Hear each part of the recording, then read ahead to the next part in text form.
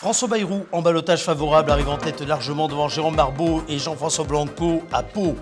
Ballottage favorable également à l'Escar pour Valérie Revel à 46,42% devant Frédéric Lavigne, 27,43% et Jérôme Mange, 26,05%. À Billère, Jean-Yves Lalanne, maire sortant, est réélu.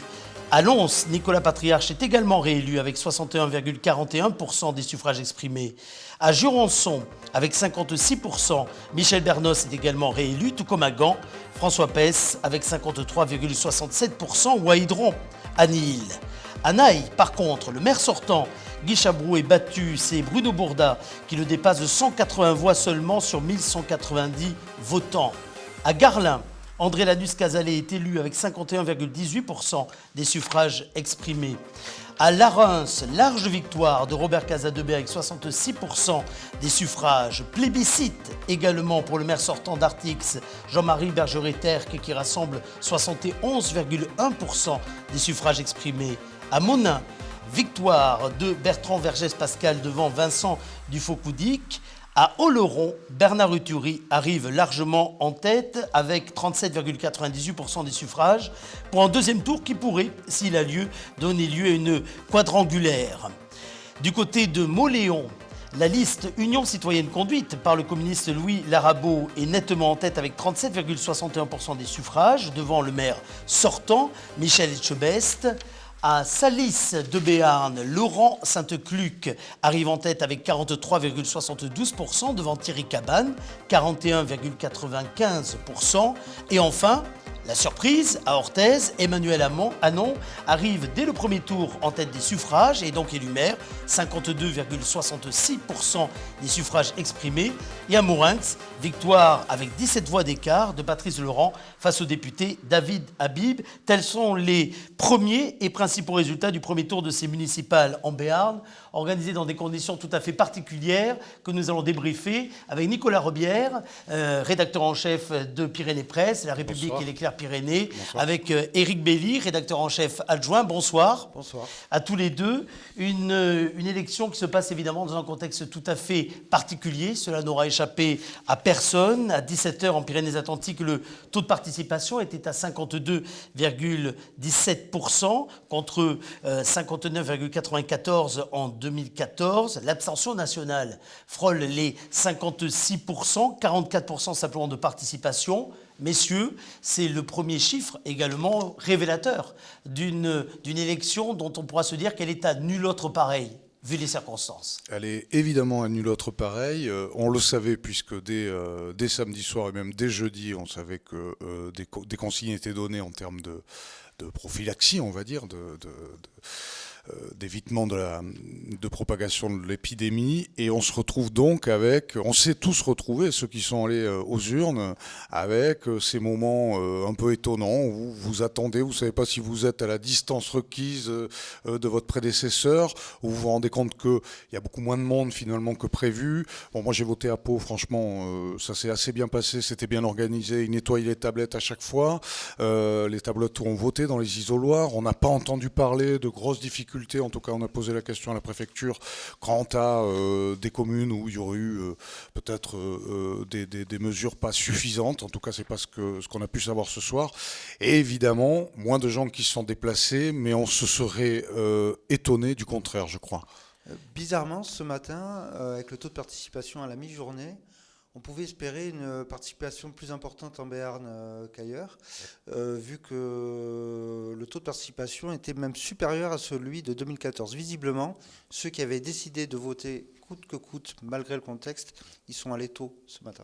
Alors si on a voté massivement à la Reims avec 79,7% des suffrages exprimés, et donc le plébiscite, on le rappelait pour la troisième fois, de Robert Casadebé, à Pau, Éric Belli, il semble que par contre le taux de participation est finalement en dessous de la moyenne nationale. 35,44%, nous avons ce temps ? C'est très bas. Alors, certes, il y a le coronavirus, mais pas seulement. Depuis le dernier scrutin, il y a eu, je crois, une révision du fichier électoral qui fait qu'il y a 7000 électeurs de moins par rapport à la dernière fois. Donc ça joue aussi. Je pense que la participation a été plus faible à Pau qu'ailleurs, mais il y a ce phénomène. Alors nous reviendrons sur le cas de Pau d'ailleurs tout à l'heure. Vous allez rester évidemment avec nous sur la République des Pyrénées.fr. Nous avons installé ce studio ici au cœur de la rédaction, tout comme d'ailleurs pour le premier tour. Ce studio avait été mis en place pour permettre un large débat démocratique dans les principaux points chauds qui étaient recensés, ou du moins dans les villes de plus grande importance du Béarn. Je vous propose tous les deux de revenir sur les points chauds et sur ce qui reste incertain en vue d'un deuxième tour qui lui-même, soyons tout à fait clairs à cette heure-ci, est en soi incertain. Mais projetons-nous comme si ce deuxième tour devait avoir lieu, si vous le voulez bien, pour lister quelques points chauds. Le premier point chaud, Nicolas Rebière, il est peut-être à Oloron-Sainte-Marie. C'est à Oloron, effectivement, où on peut aller vers une quadrangulaire, même si, à mon avis, les téléphones vont beaucoup crépiter ce soir. Parce qu'on rappelle, il faut 10% des suffrages exprimés pour pouvoir se maintenir au deuxième tour. Il y a les possibilités pour les 4 listes. Même la liste, comment elle s'appelle, la liste citoyenne Oloron a fait la vraie surprise, et peut-être là, c'est cette qualification pour le second tour. 13,74% voilà, pour Nathalie Pastor et ses coulisses. On a posé la question à sa responsable, sa porte-parole. Ils n'aiment pas ça, le principe de tête de liste, laquelle a dit qu'elle ne fermait pas la porte à des fusions, sans dire avec qui. J'ai du mal à croire qu'elle puisse fusionner avec le maire sortant, Hervé-Luc Béreil. On se pose aussi la question de savoir ce que va faire Daniel Lacrampe. Il n'a pas dit encore. On se souvient que Luc Béreil a proposé celui qui arrive en second, ou derrière, parmi les deux, doit se retirer. Daniel Lacrampe avait pris soin de ne pas prendre cet engagement-là. C'est lui qui est derrière avec Luc Béreil, donc on se pose la question de savoir qu'est-ce qu'il va vouloir faire, lui. Et puis Bernard Uturi, j'imagine, va vouloir ratisser un maximum à gauche. En tout cas, il est relativement confortable pour ce second tour, même s'il y a vraiment énormément d'incertitudes. Vous l'avez dit, 1, est-ce qu'il va avoir lieu ce second tour? 2, est-ce qu'il y aura des fusions? Est-ce qu'il y aura des retraits? C'est encore très compliqué, sachant et précisons à nos téléspectateurs, ou nos auditeurs, ou nos internautes plutôt, que c'est jusqu'à mardi 18h qu'on peut déposer les listes et qu'on peut donc soit se retirer, soit fusionner. Et Éric Belli, bien sûr, il y a 37,98% aujourd'hui des suffrages exprimés pour Bernard Uturi. Est-ce que vous pensez, cela dit, que ce qui s'est passé il y a 6 ans entre Daniel Lacrampe, Hervé-Luc Béreil, est encore possible aujourd'hui, en 2020? Oui et non. Si on regarde les scores, Bernard Uturi, en 2014, il faisait 44%. Hervé-Luc Béreil, il faisait 32%. Daniel Lacrampe, il faisait 24%. Et au second tour, Hervé-Luc Béreil l'a emporté en faisant alliance avec Daniel Lacrampe de 8 voix. La différence entre les deux scrutins, elle est en bas à droite, Nathalie Pastor. Ça rend ce second tour très complexe. Je pense que Bernard Uturi, s'il veut l'emporter en cas d'alliance entre Hervé-Luc Béreil et Daniel Lacrampe, ce qu'il ne faut pas exclure, même si ils s'entendent moins bien que par le passé, voilà, qui a 6 ans. C'est, à mon avis, l'enjeu, c'est de passer un accord avec Nathalie Pastor pour ce second tour. Franchement, je ne veux pas m'avancer trop, mais je vois mal comment Hervé-Luc Béreil et Daniel Lacrampe pourraient se mettre d'accord cette fois-ci. On a senti une scission quasiment dès le début du mandat. Cette campagne l'a montré, le débat que vous pouvez retrouver de premier tour l'a montré. Hervé-Luc Béreil, finalement, tapait plus sur son premier adjoint, lequel lui rendait, que sur ses autres adversaires. J'ai du mal à croire qu'ils fusionnent les deux. Après, tout est possible, effectivement. Par expérience, à Oloron, on peut s'attendre à peu près tout. Hein. Voilà. Autre ville, autre point chaud, Mauléon, avec un ballottage qui est défavorable au maire sortant. C'est une surprise que cette liste, Labado, devance celle du maire sortant pour vous deux? C'est une surprise à partir du moment où, et on en parlera tout à l'heure, on voit quand même que très globalement, en Béarn-et-Soule, c'est la prime au sortant. On sait que cette campagne était assez disputée à Mauléon. On sait que Michel Etchebest, le sortant, s'était mis à dos quelques, on va dire, spécialistes et professionnels de l'espadrille, et que l'espadrille était devenue une espèce d'enjeu du scrutin. Et ça peut peut-être expliquer cette poussée de Louis Labado, qui, on va dire, a peut-être lui la prime aux vétérans, parce que ça fait des années qu'il se présente. Oui, il est très bien connu, et je pense que ça a joué. Et puis il y a aussi Beñat Elkegaray de Hbay qui vient montrer que les Abertzale sont là et présents à Mauléon. C'est vrai que là, on peut se poser la question de comment vont se passer ce second tour. Alors, je ne vais pas le mettre entre parenthèses, mais s'il a lieu, je pense plutôt à une triangulaire, et donc ça va être un peu compliqué. Là-dessus, je ne vais pas vous faire de prévisions. Oui, Éric Belli. Juste Louis Labado incarne la gauche communiste ancienne école. C'est vraiment une spécificité soultine sur ce territoire. Parfait. Autre endroit où il va falloir regarder avec attention ce qui va se passer au deuxième tour, c'est à l'Escar. Cela dit, on s'interrogeait beaucoup sur les résultats du premier tour. L'avance de Valérie Revel, soutenue par le maire sortant, Christian Lehne, semble significative, 46,42%, devant Frédéric Lavigne, 27,43%, devant Jérôme Monge, à 26,05%. Vu l'histoire de l'Escar, c'est un score large. Vu l'histoire récente. Vu l'histoire récente où ça s'est joué après un revote, parce que la dernière fois, rappelons-le, il y a eu une égalité qui pourrait faire date d'ailleurs dans l'histoire des annales des élections municipales. En gros, on sait qu'à l'Escar, c'est serré. Toujours, entre gauche et droite, c'est serré. Là, ce que nous montre ce scrutin, Valérie Revel a fait une bonne campagne.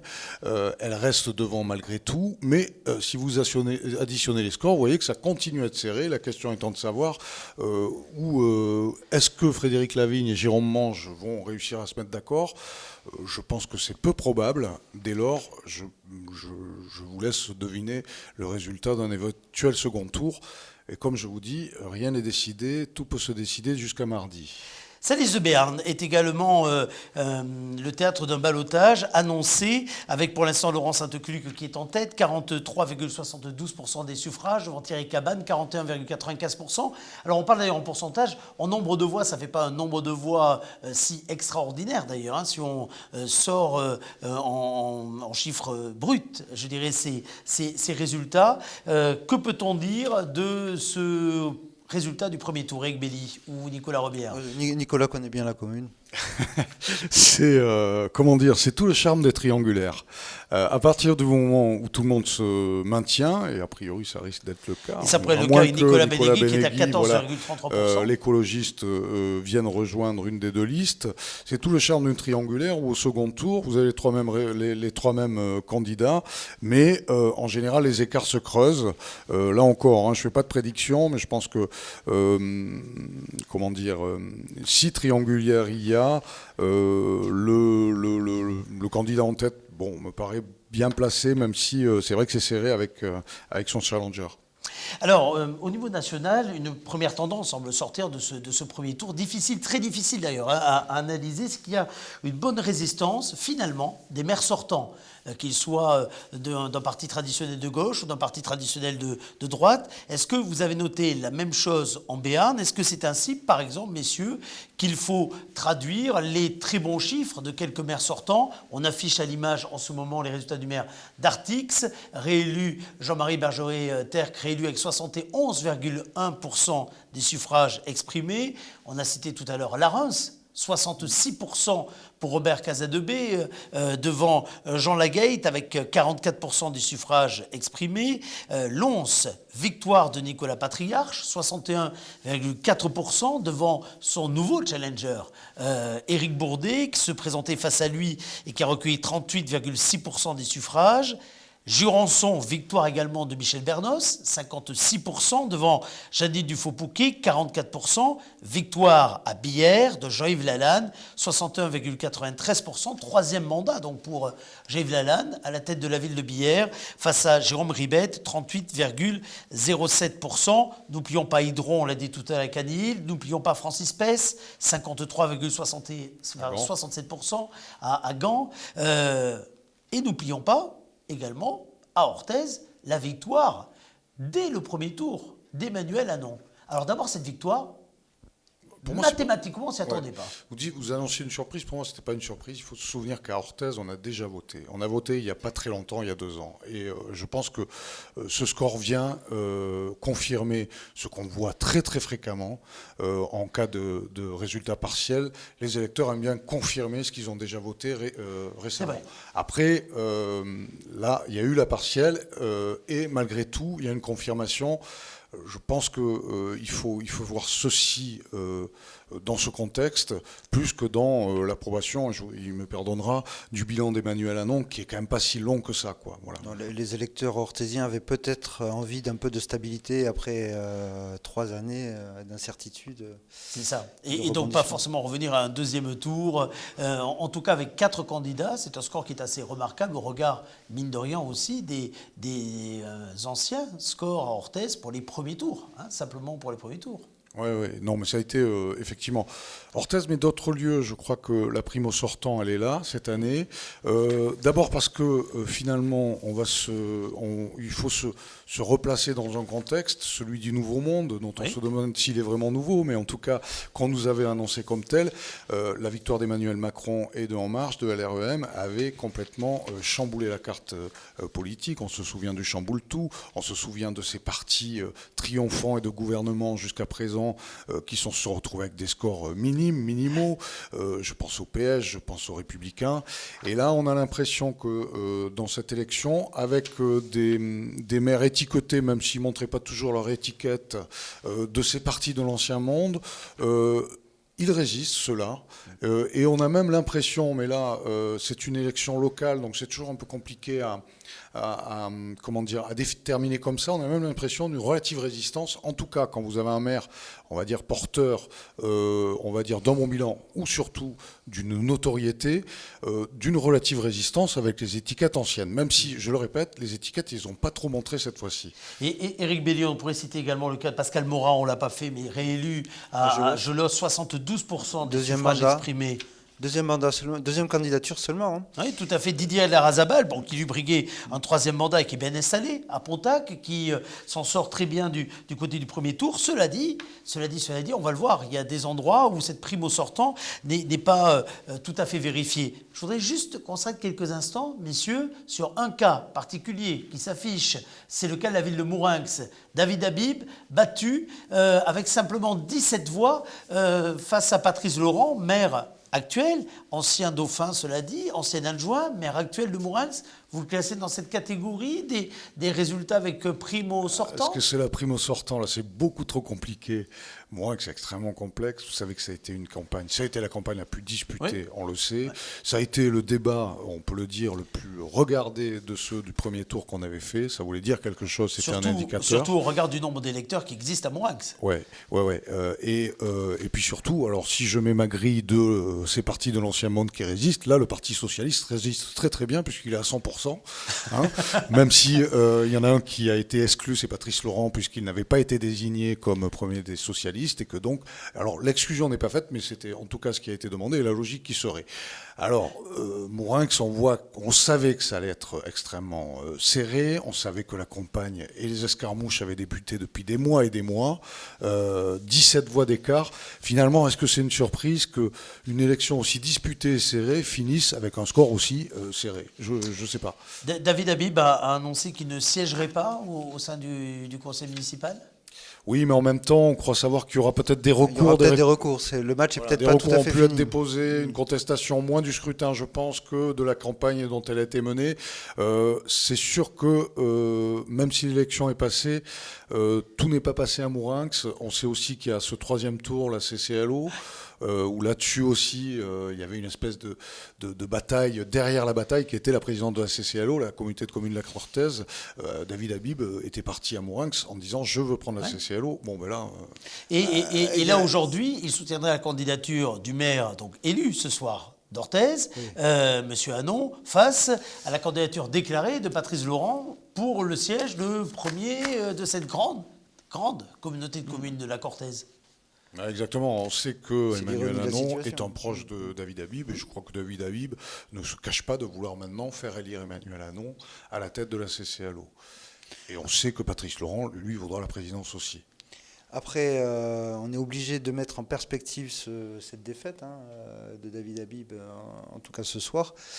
Par rapport à 2014, son échec à Pau, il faut rappeler. Sa victoire aussi aux législatives en 2017, où beaucoup annonçaient sa défaite. Il avait résisté. Mais là, visiblement, il n'est plus tout à fait, aussi apte à déclencher l'unanimité sur le bassin de Lac comme à la grande époque. Sachant qu'il y a eu une très forte participation Mourinx, puisque 61,3% des personnes se sont mobilisées, alors très forte par rapport, non pas à il y a 6 ans, où 64% des personnes avaient voté, mais par rapport à la moyenne nationale, extrêmement basse, on le rappelait tout à l'heure. Ça montre que, y compris dans ce contexte ô combien compliqué, les Mourinxois se sont déplacés, 17 voix d'écart, donc à ce soir, avec une victoire de Patrice Laurent, le maire sortant. Alors, il y a des endroits où la prime au sortant que vous mettiez en avant n'a pas vraiment fonctionné. On pourrait prendre le cas de Monin, parce que le candidat n'est pas vraiment, le battu n'est pas un maire sortant, par contre, il était évidemment soutenu par le maire Yves Salnave sortant. Oui, c'est le cas à Monin. On a oublié aussi, parmi les contre-exemples, parce que à toute règle, il faut une exception, on a oublié l'exception de Naï, puisque le maire on va y venir. A été battu. Donc Monin, pareil. Bon, là, c'est pareil. Je pense que là, c'est souvent dans ce genre d'élection, au-delà des étiquettes et dans les communes les plus, on va dire, les moins importantes, il y a aussi un principe qui est le principe de la notoriété, le principe de la campagne, etc., qui peut jouer. Sur Monin, je ne m'avancerai pas là-dessus. En revanche, effectivement, une espèce de contre-exemple, même si lui n'était pas, le maire sortant n'était pas candidat à sa réélection. Naï, vous en parliez, 180 voix d'écart sur 1190 votants. Alors cette fois-ci, il n'y avait pas de triangulaire, ce qui est assez rare à Naï pour être souligné. Dès le départ, il n'y avait que 2 candidats. Et le maire sortant, élu, mine de rien, depuis 37 ans. Là, vous parlez de la connaissance, alors, non pas à ce poste-là, mais élu au sein du conseil municipal, et battu. Et c'est Bruno Bourda, conseiller sortant, cela dit, qui avait dans sa liste 3 autres élus sortants également, qui se retrouve aujourd'hui premier magistrat de la ville. Alors, a-t-il payé le dossier polémique de ce mandat, qui était l'aménagement de la place de Naï ? Peut-être est-ce une des raisons de la défaite de ce soir. En tout cas, donc, changement de tête au sein de Naï. Chers amis, il nous reste à parler d'un cas. Nous avons commencé à évoquer ce résultat. François Bayrou n'est pas élu ce soir au premier tour. Il est en ballotage favorable, on peut le dire, pour un deuxième tour. 45,83% des suffrages. Tout le monde attendait de savoir qui allait être derrière lui en cas de deuxième tour. Éric Belli, c'est Jérôme Barbeau, 21,98%. Oui, assez largement devant Jean-François Blanco, 14,63%. Donc on se demandait si la vague écolo qu'on avait cru percevoir aux dernières européennes, notamment à Pau, allait se poursuivre. En tout cas, Jean-François Blanco ne l'a pas fait croître. Et au contraire, Jérôme Barbeau atteint finalement quasiment ou à 2-3% près le score de David Habib en 2014. Alors que le Parti socialiste avait plongé lors des législatives en 2017 à Pau.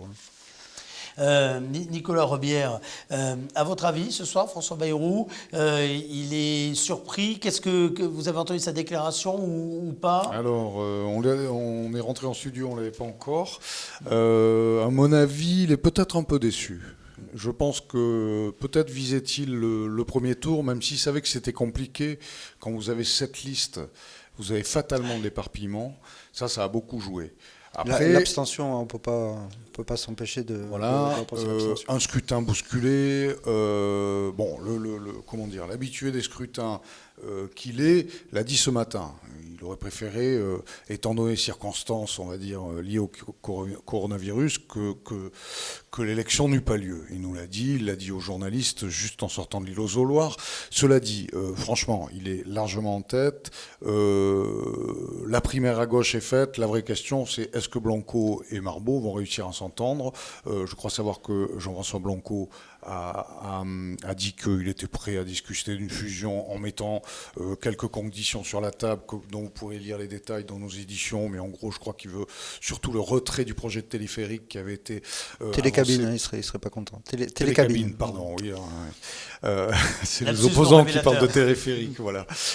Donc voilà, il a posé quelques conditions. Je crois que Jérôme Marbeau n'est pas contre non plus, mais enfin, quand on se souvient que ça a occupé l'automne à Pau, l'automne à l'hiver. Et qu'ils ont eu du mal à s'unir. Voilà, la gauche avait eu du mal à s'unir. Ça va être compliqué. De le faire au deuxième. Voilà, ça va être compliqué, je crois. Même s'ils réussissent à fusionner, ça va être compliqué à un moment. Déjà, les discussions vont être compliquées. Je ne sais pas ce que vous en pensez, Eric. Même là, derrière, on peut voir que les réserves de voix, voilà, même s'ils font un certain plein, ça va être difficile de rattraper l'avance. Éric Bailly. D'une part, je pense que les discussions vont être, quoi qu'ils en disent, compliquées. Il y a eu des mots, il y a eu des coups lors de cette primaire. Après, de porte. Et après, je pense que François Bayrou n'est vraiment pas loin du compte. Avec 46%, il ne faut pas oublier qu'il fait 5 points de plus quand même qu'au premier tour de 2014. Rappelez-vous, on se demandait au début de la campagne s'il allait payer l'affaire du modem. Bon, apparemment, les Palois ne lui en veulent pas trop.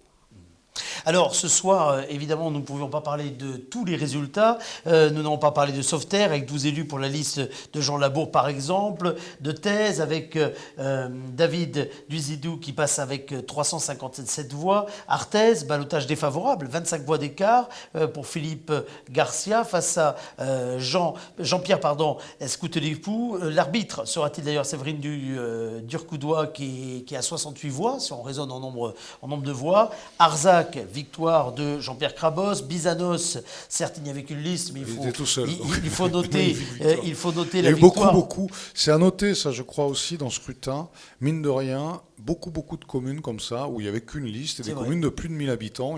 C'est de plus en plus fréquent, ça. Ça veut dire quand même que finalement, on a du mal à trouver parfois des listes et à mobiliser. Je pense à Bizanos, je pense à d'autres communes qui ne sont pas des villages, quoi, en tout cas des communes relativement importantes et qui n'avaient qu'une liste, quoi. Oui, et il faudra guetter cette semaine ce qui va se passer dans les 6 communes qui n'avaient pas de liste au premier tour et qui n'ont plus que 2 jours pour déposer une liste. Sous peine de... on va les voir. On va envoyer nos reporters. C'est ça. Alors, cela dit, l'ensemble, évidemment, des résultats, vous les retrouvez. Alors, à la fois dès ce soir sur les cartes interactives, sur la République des Pyrénées.fr, et puis évidemment dans vos colonnes, demain pour le journal papier, que vous pourrez évidemment trouver, on l'espère, dans votre boîte aux lettres. Vous le confirmez les uns les autres. Alors, c'est important à dire, merci Eric, c'est que le journal va paraître demain. Il va paraître tous les autres jours, à moins qu'il y ait d'autres annonces ou d'autres drames ou d'autres confinements. On mobilise Pyrénées Presse, on est touché nous aussi évidemment par les mesures d'hygiène qui sont imposées aux entreprises, aux citoyens. Mais on essaye, on a essayé de s'organiser, on essaie de mettre en place du télétravail, mais il y a des choses qu'on ne peut pas faire en télétravail, faire rouler des rotatifs par exemple, aller voir des gens et les interviewer également. Donc ça va être compliqué, on se pose aussi la question du maintien ou pas des débats de second tour. On va voir aussi avec les candidats, c'est compliqué là, c'est vraiment une période compliquée. En tout cas, le Premier ministre l'a dit, les tabacs, c'est moins ça, mais surtout les maisons de la presse ne sont pas fermées. Elles font partie, et on l'en remercie, on en est persuadé, de ces commerces essentiels, ou en tout cas jugés essentiels en ce moment, parce que les autres commerces n'ont rien d'inessentiel non plus. Donc il y aura le journal demain, il y aura le journal mardi, on va faire en sorte qu'il soit là. On se mobilise pour ça, sachant que on a un peu bousculé l'ordre des choses et l'ordre du journal. On l'ouvre sur le coronavirus et ce week-end un peu fou quand même. Bien sûr, et cette préoccupation majeure. Voilà, il faut se dire que samedi soir, on a rebasculé dans une espèce d'étape incroyable. Donc on vous raconte ce qui s'est passé samedi soir, on vous raconte en Béarn, surtout à Pau, on vous raconte ce qui s'est passé dimanche, évidemment dans les urnes, mais au-delà. On vous fait le point sur l'évolution de l'épidémie, et évidemment... 40 pages sur les élections. Je pense que vous aurez à peu près vous aurez tous les résultats et à peu près toutes les analyses que vous cherchez. Voilà la rédaction qui est au travail pour boucler à la fois l'édition papier, mais également les mises à jour numériques, puisque vous êtes de plus en plus nombreux à suivre d'ailleurs les versions numériques, ce qui peut évidemment s'expliquer par le fait que beaucoup d'entre vous restent davantage chez soi et que le taux d'inquiétude est très fort par rapport à toutes les questions que l'on peut se poser, que l'on doit se poser d'ailleurs, face à cette épidémie de Covid-19, dont on a bien vu aujourd'hui qu'elle aurait des conséquences sur notre vie quotidienne, et puis, messieurs, également, des conséquences peut-être sur le second tour des municipales. Ça, on va suivre évidemment. Il y a des espèces de rumeurs de confinement total sur Paris. Enfin bon, énormément de choses circulent. Bon, on attend les annonces, toujours l'officiel. J'aimerais dire qu'effectivement, c'est frappant combien, depuis le début, on va dire, de cette crise liée au coronavirus, notre site internet de la République des Pyrénées est suivi. Les audiences bonduissent, on voit que les gens sont très préoccupés. Et à ce sujet, la rédaction et Pyrénées Presse a eu vraiment une idée, je pense, intéressante que va vous donner Eric Belli. On crée une page Facebook, Eric. On crée un groupe Facebook là, qui a été lancé ce soir, il y a quelques minutes, qui s'appelle La REP à votre service.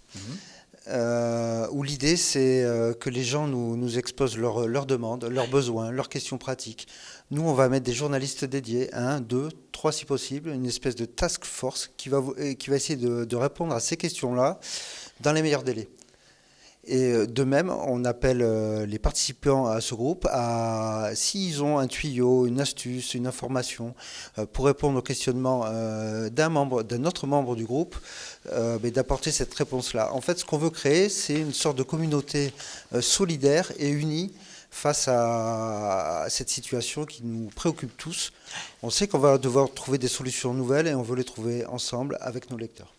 Un climat étrange, lourd, pesant, préoccupant, dans lequel s'est inséré ce premier tour des municipales que vous avez accepté de débriefer. Merci beaucoup. Vous aurez remarqué la configuration de ce plateau, comme sur l'ensemble des dispositifs que nous vous proposons. Un maximum de consignes, un maximum de respect, en tout cas des consignes sanitaires, de sécurité en matière d'hygiène ont été respectées pour permettre à chacun à la fois de véhiculer l'information qu'il mérite, mais également de le faire en toute sécurité, ce qui aujourd'hui est évidemment la priorité de toutes et de chacun, de toutes et tous. Merci à vous toutes et à vous tous, et rendez-vous sur le site internet de la République des Pyrénées, et bien sûr demain dans les colonnes de la République et de l'Éclair. Bonsoir. Bonsoir.